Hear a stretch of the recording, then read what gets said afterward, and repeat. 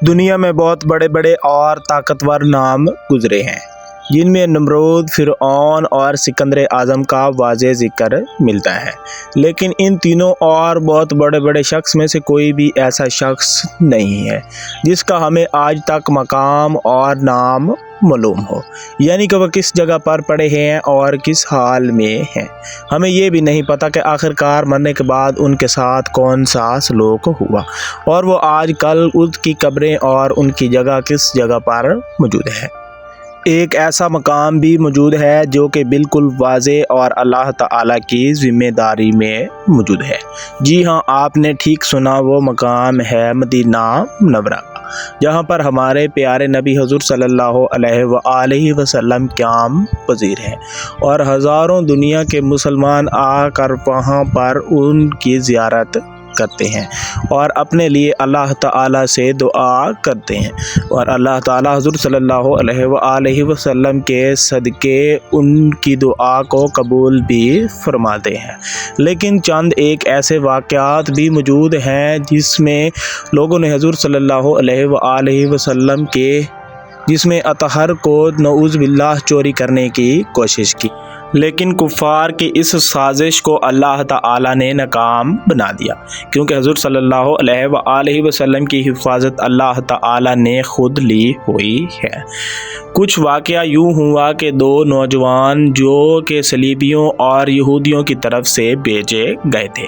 وہ مدینہ منورہ میں آئے اور انہوں نے مسلمانوں کا بیس دھار لیا، 5 وقت کی نماز پڑھتے اور روزہ رکھتے، بظاہر یہی ظاہر کرتے کہ وہ بہت بڑے پرہیزگار اور اللہ تعالیٰ کے نیک بندے ہیں۔ مکہ کے لوگ اور جو چند مسلمان وہاں پر موجود تھے وہ ان کی باتوں پر ایمان لے آئے اور یہ سوچنے لگے کہ یہ واقعہ میں ہی بہت نیک شخص اور پرہیزگار ہیں۔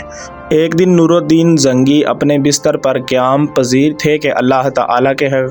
حکم سے حضور صلی اللہ علیہ وآلہ وسلم نور الدین زنگی کے خواب میں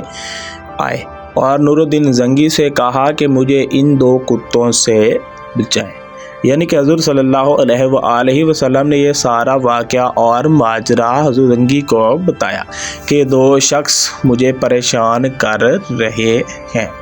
تو نور الدین زنگی اٹھ کر بیٹھ گئے اور کانپنے لگے اور سردیوں میں ان کے چہرے پر پسینہ آ گیا۔ نور الدین زنگی نے آخرکار سوچنا شروع کیا کہ یہ کون سا معاملہ ہو سکتا ہے۔ نور الدین زنگی نے وضو کیا اور نوافل ادا کیے۔ نور الدین زنگی ابھی کانپ ہی رہے تھے اور اپنے بستر پر بیٹھے تھے، اللہ تعالیٰ کے حکم سے نور الدین زنگی کی پھر سے آنکھ لگ گئی۔ جب نور الدین زنگی کی آنکھ لگی تو حضور صلی اللہ علیہ وآلہ وسلم پھر نور الدین زنگی کے خواب میں آئے اور ان کو بتایا کہ یہ 2 شخص ہیں جو کہ مجھے پریشان کر رہے ہیں۔ نور الدین زنگی دوبارہ سے اٹھے اور کانپتے ہوئے اپنے وزیر کو بلایا۔ وزیر جلدی سے اس کے پاس آیا اور وزیر کو انہوں نے سارا ماجرا بتایا۔ تو زنگی نے کہا کہ مدینہ پر کوئی آفت آئی ہوئی ہے اور آپ یہاں پر بیٹھے ہیں، کیونکہ جو آپ کا وزیر تھا صرف نام کا وزیر نہیں تھا بلکہ بڑا دانش مند اور عقل مند اور پکا اور سچا عقیدت مند اور مسلمان تھا۔ تو نور الدین زنگی نے کہا کہ اب کیا کیا جائے؟ اس نے کہا کہ تمام جنگ اور سپہ سالاروں کو اکٹھا کیا جائے اور وہاں سے 20 ایسے کمانڈوز اکٹھے کیے جائیں جو کہ انتہائی شاطر اور ریگستان کو سمجھتے ہوں، اور انتہائی طاقتور اور نسلی گھوڑے لیے جائیں جو کہ ہوا کی مانند تیز ہوں اور جلدی سے مدینہ پہنچ جائیں۔ آخرکار وہاں پہنچ کر حال احوال دریافت کیا جائے کہ مدینہ پر کون سی آفت ٹوٹ پڑی ہے کہ حضور صلی اللہ علیہ وآلہ وسلم آپ کو بلا رہے ہیں اور اللہ تعالیٰ نے یہ آپ کو خاص سعادت عطا کی ہے۔ تو نور الدین زنگی نے بالکل ایسا ہی کیا کہ اس نے کچھ کمانڈوز اور سپہ سالار اپنے پاس بلوائے اور اس کے علاوہ گھوڑوں کو بھی اپنے پاس بلوا لیا جو کہ بالکل ہوا کی طرح تیز تھے۔ نور الدین زنگی نے اپنے خزانے کے وزیر کو بھی اپنے پاس بلا لیا اور اسے کہا کہ اونٹوں اور گھوڑوں پر بہت بڑا خزانہ لاد دیا جائے کہ ضرورت کے وقت کام آ سکے اور دیکھا جائے کہ مدینہ میں ایسی کون سی آفت ٹوٹ پڑی ہے۔ اور وہاں پر لوگ کس مشکل حال میں ہیں۔ آخرکار حضور صلی اللہ علیہ وآلہ وسلم مجھے کیوں بلا رہے ہیں تاکہ میں جاؤں اور یہ سعادت حاصل کر سکوں۔ نور الدین زنگی نے 2 مہینوں کا سفر صرف 8-10 دن میں ہی مکمل کر لیا اور مدینہ مرج میں جا کر پہنچ گئے۔ انہوں نے اس عقل مند اور دانستہ وزیر کو بھی ساتھ لیا ہوا تھا۔ نور الدین زنگی نے اس سے کہا کہ کسی کو یہ پتہ نہیں چلنا چاہیے کہ نور الدین زنگی اتنی ایمرجنسی میں یہاں کیوں پہنچے ہیں۔ لوگوں کو بتایا جائے کہ حضور صلی اللہ علیہ وآلہ وسلم کے ہاں نارمل حاضری دینے کے لیے آئے ہیں اور حج ادا کرنے کے لیے آئے ہیں، اور ان کو کچھ بھی نہ بتایا جائے کہ آخرکار کیا معاملہ ہے۔ دوسرے دن نور الدین زنگی نے یہ بات پھیلوا دی کہ نور الدین زنگی صرف حج کرنے کے لیے آئے ہیں، اور عرب کے لوگ نور الدین زنگی کو دیکھ کر ہکا بکا رہ گئے کہ بغیر اطلاع کے اور اتنی ایمرجنسی نور الدین زنگی یہاں پر کیسے پہنچ آئے ہیں۔ نور الدین زنگی نے دوسرے دن عرب کے لوگوں اور مقامی لوگوں کے ذریعے اعلان کروا دیا کہ نور الدین زنگی اپنے پاس کافی جواہرات اور سونا لے کر آئے ہیں، اور نور الدین زنگی یہ مکہ اور مدینہ کے لوگوں میں تقسیم کرنا چاہتے ہیں اور اللہ تعالیٰ کے ہاں خیرات کرنا چاہتے ہیں، لہذا تمام لوگ آئیں اور بہت بڑا نقدی اور سامان یہاں سے لے کر جائیں تاکہ تمام لوگوں کو سامان برابر تقسیم ہو سکے، جو کہ انتہائی غیر معمولی اور بہت بڑا انعام۔ تو لوگ جوک در جوک نور الدین زنگی کے گرد جمع ہونے لگے اور نور الدین زنگی نے بھی انعامات تقسیم کرنا شروع کر دیے، اور جیسے ہی انعام دیتے تو نور الدین زنگی ان لوگوں کے منہ کی طرف دیکھتے تاکہ وہ 2 ایسے چہرے پہچان سکیں جن کی زیارت حضور صلی اللہ علیہ وآلہ وسلم کی زیارت کے دوران وہ نظر آئے تھے،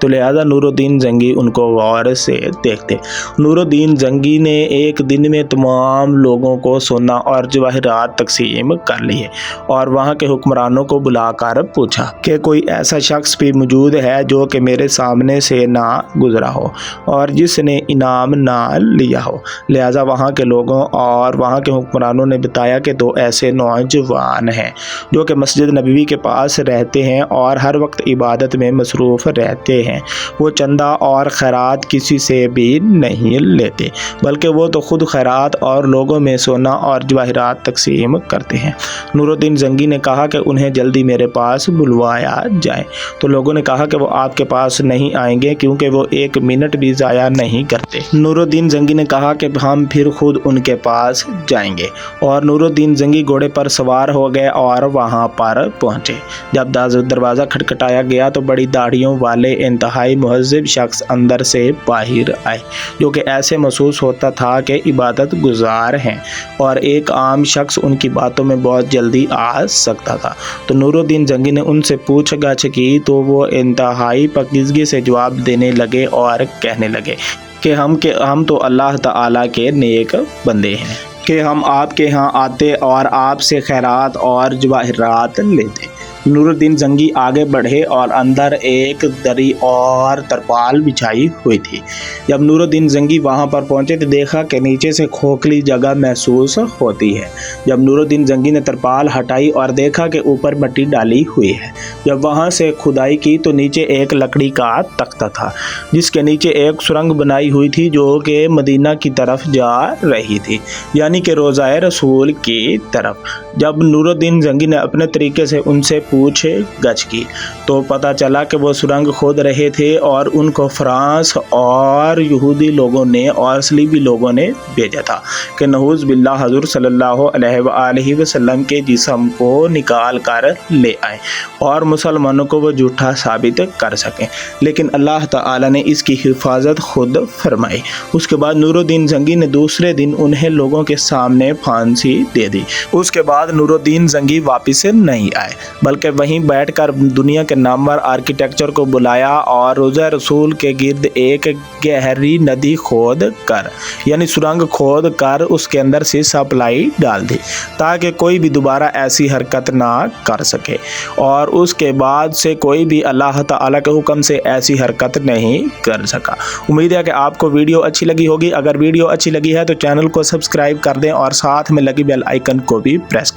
کر دیں تاکہ ہر آنے والی اچھی ویڈیوز آپ تک پہنچتی رہیں۔ انشاءاللہ ملتے ہیں اگلی ویڈیو کے اندر، تب تک کے لیے اپنا خیال رکھیے گا۔ والسلام۔